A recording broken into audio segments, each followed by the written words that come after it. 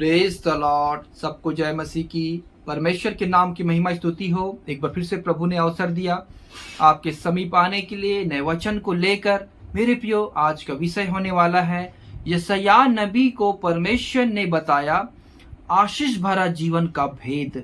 आशीषित जीवन हर कोई जीना चाहता है, लेकिन वो भेद हर किसी को मालूम नहीं है। परमेश्वर ने अपने दास यशायाह नबी को दर्शन के द्वारा उसको बताया कि एक मनुष्य जाति के लिए आशीषों से भरा हुआ जीवन कैसा है, कैसे उसे मिल सकता है, इसके बारे में हम सीखेंगे। तो मेरे प्रियो, आइए हम छोटी सी प्रार्थना करें, फिर हम आगे बढ़ते हैं। पवित्र सेनाओं के यहोवा परमेश्वर, तेरा धन्यवाद करते हैं इस विषय को सीखने के लिए। मदद कर, तू हमसे बातें कर पवित्र आत्मा, ताकि हम सब सुनने पाए और सीखने पाए उस जीवन के भेद को, उस आशीषों से भरा हुआ वचन को हमें दे, ताकि इसके हम इस रिसीव करें और ग्रहण करें और हम इसके द्वारा आगे बढ़ने पाए, आपकी महिमा में बढ़ने पाए। दुआ यीशु मसीह के पवित्र नाम से मांगते हैं, आमीन। मेरे प्रिय भाई बहन, परमेश्वर सचमुच कितना महान है। जब समय आता है, ठीक समय में प्रभु अपने लोगों के लिए प्रबंध करता है, अपने लोगों को भेजता है, ताकि उन्हें सही गुड न्यूज दे, सही तरीका बताए कि कैसे परमेश्वर के पीछे उन्हें चलना है, कैसे वो चलेंगे तो उस मंजिल को पहुंचेंगे, कैसे वो आगे जाएंगे तो उन्हें हर एक जरूरत उनकी पूरी होगी। हालेलुया। तो मेरे प्रियो, आइए हम वचन की ओर जाएं। सबसे पहले मेरे आपसे रिक्वेस्ट है, अगर आप इस विषय को आप रिसीव करते हैं, सच में परमेश्वर आपको आशीषों से भरेगा, क्योंकि वचन को हमें मुंह से अंगीकार करना है। हालेलुया। क्योंकि ये वचन मेरे लिए ही है और ये वचन को प्रभु ने मुझे वायदे के रूप में दिया है, इसे मैं ग्रहण करती हूँ। आमीन। ऐसे कर कर आप अगर कहते हैं, प्रभु सच में अद्भुत काम करने वाला है। तो आइए प्रियो, हम वचन की ओर जाए। आप मेरे साथ निकले यशायाह की किताब 54 अध्याय उसके 4 वचन। यहाँ पे लिखा है, मत डर क्योंकि तेरी आशा फिर नहीं टूटेगा, मत घबरा क्योंकि तू फिर लज्जित ना होगी और तुझ पर सियाही ना छाएगी, क्योंकि तू अपनी जवानी की लज्जा भूल जाएगी और अपने विधवापन की नामधराई को फिर स्मरण ना करेगी। परमेश्वर का वचन इस्राएली लोगों के विषय में यहाँ पे कहता है, और इस्राएली लोगों के साथ साथ ये जो यीशु मसीह को ग्रहण करते हैं उसके लिए भी ये वचन है। इस वचन को, इस संदेश को परमेश्वर ने यशायाह नबी को उस समय बताया कि जब इस्राएली बंधुआई में चले गए थे, तो उन्होंने यशायाह नबी से परमेश्वर ने बातें किया उन लोगों के लिए कि ये अगर मान लेते हैं, अगर मेरी आज्ञाओं को चलने के लिए मान लेते हैं, तो ये आशीषों से भरा हुआ जीवन मैं इसके हाथ में दूंगा। ये भविष्यवाणी है मेरे प्रियो,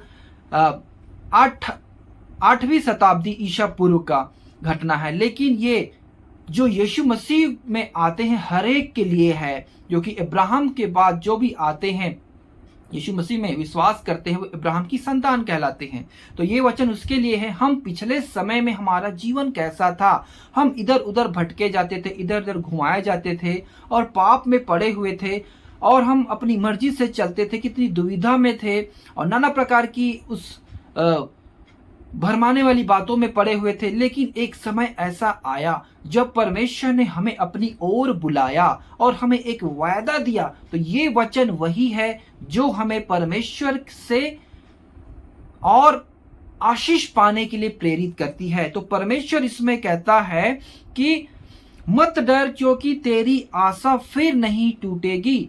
मेरे प्रियो, हम अब तक जो कुछ भी करते हैं, हमारा काम सफल नहीं होता और हमारे परिवार में हमेशा कलेश, झगड़े, परेशानी रहती है और पैसे की तंगी रहती है, गरीबी रहती है। लेकिन परमेश्वर का वचन कहता है, अब से, मतलब अभी तक आपने परमेश्वर की आज्ञा को सही से पालन नहीं किया, जाने अनजाने में बहुत सारी गलतियों को किया, लेकिन आज समय है कि आप अपने सारी बातों को परमेश्वर के सामने माने और परमेश्वर आज आपसे मध्यस्थ करके आपसे वायदा करता है कि आज अगर वचन को आप ग्रहण करते हैं तो परमेश्वर आपको अपने उस जीवन, अनंत जीवन के बारे में और मसीह में आशीषों से भरा जीवन के बारे में बताना चाहता है और आपको उसमें लिए चलना चाहता है। हालेलुया। 7वां वचन, क्षण भर ही के लिए मैंने तुम्हें छोड़ दिया था, परंतु अब बड़ी दया करके मैं फिर तुझे रख लूंगा। क्रोध के आवेश में आकर मैंने पल भर के लिए तुझसे मुंह छिपाया था, परंतु अब अनंत करुणा से मैं तुझ पर दया करूंगा। तेरे छुड़ाने वाले यहोवा का यही वचन है। परमेश्वर, जब हम कुछ गलतियां करते हैं, कुछ भी गलतियां करते हैं, प्रभु हमको छोड़ देता है। ये परमेश्वर का वचन है, लेकिन पूरा नहीं छोड़ता। क्षण भर के लिए, थोड़े समय के लिए मेरे प्रियो, आप प्रभु में आए हैं, यीशु मसीह में चल रहे हैं, लेकिन आपके जीवन में ऐसा कोई घटना हुआ, ऐसा कोई परिस्थिति आया जिसके कारण आपने प्रभु में चलने के लिए छोड़ दिए, प्रभु का वचन पढ़ने के लिए, प्रार्थना करने के लिए, बहुत सारी बातें हैं उसको आपने छोड़ दिया और आपके जीवन में फिर से वही दुख तकलीफ बढ़ना शुरू हो गया, वही परेशानी बढ़ना चालू हो गया, आपके जीवन में कोई सफलता दिखता नहीं है, आप वही गरीबी में पड़े हुए हैं। तो परमेश्वर कहता है, मैंने पल भर के लिए तुम्हें छोड़ा था, हमेशा के लिए नहीं। तो अब आप अगर परमेश्वर में आते हैं, परमेश्वर के वायदों को, वचन को ग्रहण करते हैं और फिर से परमेश्वर में नयापन के द्वारा आगे बढ़ते हैं, तो परमेश्वर को उन आशीषों के वचन को आपके साथ देता है और वायदा करता है, मैं तुझे कभी नहीं छोड़ूंगा और कभी तुझे लज्जित होने नहीं दूंगा। हालेलुया। चाहे कोई भी परेशानी आपके जीवन में आए, कोई भी विपत्ति आपके जीवन में आए, हर एक विपत्ति से परमेश्वर आपको छुड़ाएगा। आमीन। ये 10वां वचन, चाहे पहाड़ हट जाए और पहाड़ियां टल जाए तो भी मेरी करुणा तुझ पर से कभी ना टलेगी और मेरी शांतिदायक वाचा ना टलेगी। यहोवा जो तुझ पर दया करता है उसका यही वचन है। हालेलुया। चाहे पहाड़ हट जाए, चाहे पहाड़ियां टल जाए, तो भी मेरी जो तुझ पर की जो दया करुणा है वो कभी नहीं हटेगी। देखो मेरे प्रियो, एक जन्माने वाली माँ आपको भूल सकती है, लेकिन एक परमेश्वर पिता कभी भी आपको नहीं भूल सकता, क्योंकि उसको आप स्मरण है। आप याद रखना, भले ही आपने प्रभु को छोड़ दिया है, लेकिन प्रभु आपको नहीं छोड़ सकता। वो कहता, बेटा, मेरी बेटी, लौट आ, मैं तुझे आशीष दूंगा, मैं तुझे अपने पीछे लिए चलूंगा, मैं बचपन से लेके बुढ़ापे तक, बाल पकने तक तेरी सहायता, तेरी मदद करूंगा। परमेश्वर का वचन है। कोई भी हथियार आपके विरुद्ध अगर उठेगी तो परमेश्वर का जिम्मेदारी है, उसको वो रोकता है।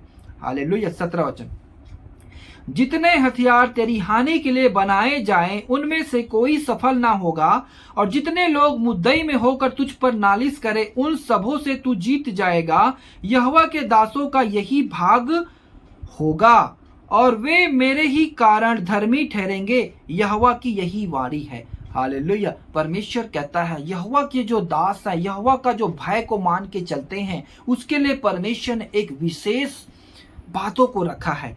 जो कुछ इस पृथ्वी पे उत्पन्न होती है, बनाया गया है हाथों के द्वारा, हथियार, हर कुछ, उसमें परमेश्वर का नियंत्रण है। बिना उसके आज्ञा का कोई नहीं चल सकता आपके ऊपर। तो मेरे प्रियो, अगर आप परमेश्वर के लोग हैं, आप परमेश्वर की संतान हैं, तो परमेश्वर आपके लिए खड़ा है। तो वो कोई भी चीजें आपके पीछे आती है तो उन्हें बिना परमेश्वर की मर्जी के आपके ऊपर नहीं आ सकता। ये परमेश्वर का वचन है। हालेलुया। और परमेश्वर हमें कैसे आशीषों से भरा जीवन देता है। मेरे प्रियो, हमें इस संसार में अच्छे जीवन जीने के लिए क्या चीज की जरूरत है? हमें सबसे बड़ी जरूरत है धन का, पैसे का, क्योंकि उसके ही द्वारा आप हर एक चीजों को मोल लेकर आगे बढ़ सकते हैं, आगे अपनी इच्छा को पूरा कर सकते हैं और अपनी जरूरतों को पूरी कर सकते हैं। परमेश्वर का ये सब चीजों को कैसे देता है, किन लोगों को देता है, आइए हम वचन से जानते हैं। आप मेरे साथ निकालिए नीति वचन 22 अध्याय उसके 4 वचन। यहाँ पे लिखा है, नम्रता और यहोवा के भय मानने का फल धन, महिमा और जीवन होता है। ध्यान से सुने, नम्रता और यहोवा के भय मानने का फल धन, महिमा और जीवन होता है। सबसे पहले अगर हम नम्रता से यहोवा का भय मानते हैं, उसकी हर एक आज्ञाओं को मानते हैं, तो परमेश्वर आपको सबसे पहले क्या देगा? धन देगा। वो असीम धन इस जीवन के लिए भी और आने वाले जीवन के लिए भी, और महिमा आपका नाम को ऊंचा करेगा, आपके परिवार में, आपके समाज में, आपके देश में, आपके हर एक क्षेत्र में, काम के, बिजनेस के। और जीवन जीवन होता है, जीवन, अनंत जीवन, और इसी जीवन में आशीषों से भरा जीवन परमेश्वर का ये वायदा है। ये आप कैसे विश्वास करेंगे ये वचन सच में ऐसा काम करता है?